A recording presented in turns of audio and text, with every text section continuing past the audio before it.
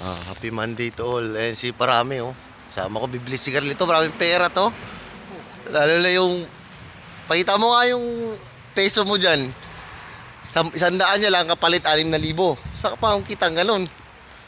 Oh, napakalamig oh. May pugs pa rito. We are here now in Germany. Going buy something cigarette to the gasoline station. Sigurado ka sa gasolinan tayo bibili? Hindi. Sa ano? Mas mahal yata sa gasolinahan, di ba? Pharmacy. Oh, we are buy some cigarette in the pharmacy. You know pharmacy? Pharmacy is selling by the medicine. But there's also a cigarette.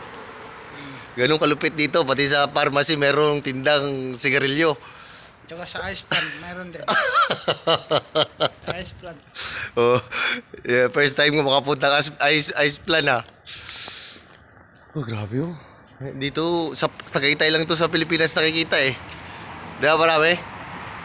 Pero dito, halos araw-araw mo kasama tong pugs na to. Okay, that is the bus station.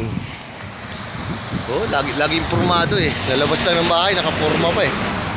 Kasi malamig. So cold. Ayan ang mga maninigaryuhay. Kahit na gano'ng kalamig, lakad yan. Dapat natulog pa eh.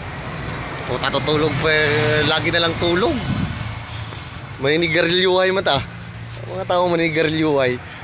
Pasan, gano'ng pakalayo anak. Mulakaw good na ba? Kato yung jet. Grabe yung pugs oh. Tulog ng tulog, payat. Kain ng kain, puyat. Wala pa rin.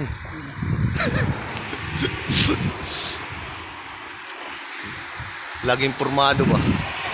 Sa Pilipinas, maganto ka, punta ka na ng syudad. Dito, bibili ka lang ng ano.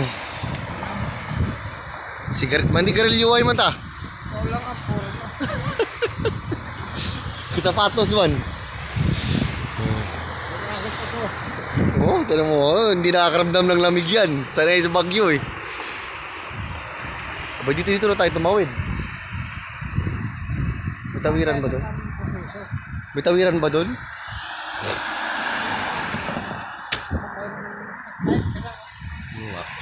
Di wow.